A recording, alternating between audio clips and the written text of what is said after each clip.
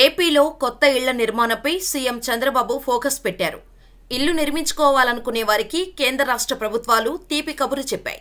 ఇకపై ఏపీలో ఇల్లు నిర్మించుకునే వారికి 4 లక్షల రూపాయలు కేంద్ర రాష్ట్ర ప్రభుత్వాల నుంచి సాయం అందించనుంది.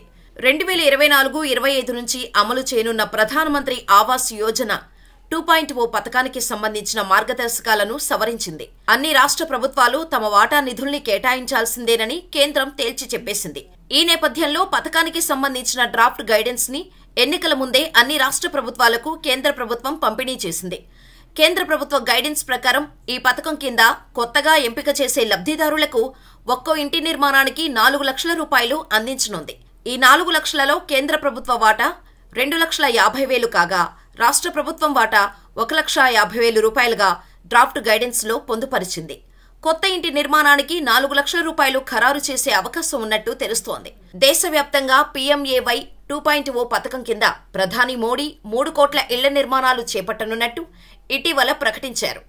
ఇందులో కేంద్ర ప్రభుత్వ వాటా 2,50,000, రాష్ట్ర ప్రభుత్వం వాటా 1,50,000 ఇవ్వాల్సింది. కొత్తగా PMAYU 2.0 పథకం డ్రాఫ్ట్ గైడ్ లైన్స్ విడుదల చేయనున్నారు. కొత్తగా ఎంపిక చేసే లబ్ధిదారులకు మాత్రమే ఈ గైడ్ లైన్స్ వర్తించనున్నాయి. పట్టణ ప్రాంతాల్లో పేదలకు 1 కోటి ఇళ్లు నిర్మాణం చేయనున్నారు. ఏపీలో ఒక్కో ఇంటి నిర్మాణానికి 4 లక్షల రూపాయలు ఉండగా ఉపాధి హామీ పథకం కింద మరో 30,000 రూపాయలు అదనంగా ఇవ్వనున్నట్టు తెలుస్తోంది. రాష్ట్రంలో పట్టణాభివృద్ధి సంస్థల్లోని పేదలకు ఈ పథకం వర్తించనుంది. ఆంధ్రప్రదేశ్లో 23 పట్టణాభివృద్ధి సంస్థలు ఉన్నాయి. జూలై 29న ముఖ్యమంత్రి చంద్రబాబు నాయుడు సమీక్ష నిర్వహించారు. ఈ సమీక్షలో అధికారులు ఇదే విషయాన్ని నివేదించారు. గ్రామీణ ప్రాంతాల్లో ఈ పథకానికి అర్హత పొందేందుకు వైట్ రేషన్ కార్డును ప్రామాణికంగా తీసుకోనున్నారు. లబ్ధిదారుడి కుటుంబానికి వైట్ రేషన్ కార్డు ఉండాలి.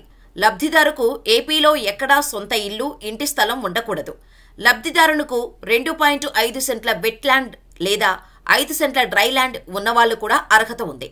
లబ్ధిదారు ఇతర ఏ రాష్ట్రం లేదా కేంద్ర ప్రభుత్వ హౌసింగ్ స్కీములో లబ్ధిదారు అయి ఉండకూడదు. అర్బన్ ప్రాంతంలోని లబ్ధిదారుకు రాష్ట్రంలో ఎక్కడా సొంత ఇల్లు, ఇంటి స్థలం ఉండకూడదు. లబ్ధిదారు ఇతర ఏ రాష్ట్రం లేదా కేంద్ర ప్రభుత్వ హౌసింగ్ స్కీములో లబ్ధిదారు అయి ఉండకూడదు. లబ్ధిదారు సంవత్సర ఆదాయం 3 లక్షల రూపాయలు లేదా అంతకు మించి దాటకూడదు.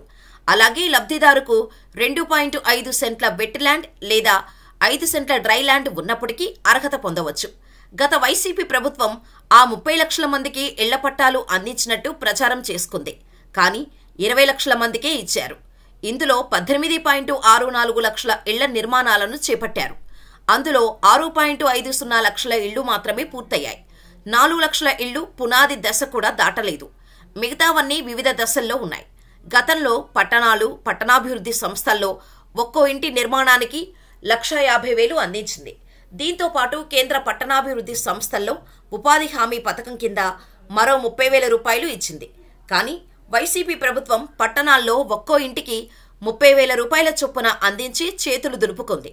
గ్రామీణ ప్రాంతాల్లో అయితే డబ్బులు ఇవ్వాల్సి వస్తుందని దాదాపు 2 లక్షల ఇళ్లే మంజూరు చేయలేదు. దీన్ని గుర్తించిన కేంద్ర ప్రభుత్వం అప్పట్లోనే వైసీపీ ప్రభుత్వ తీరును తప్పుబట్టింది.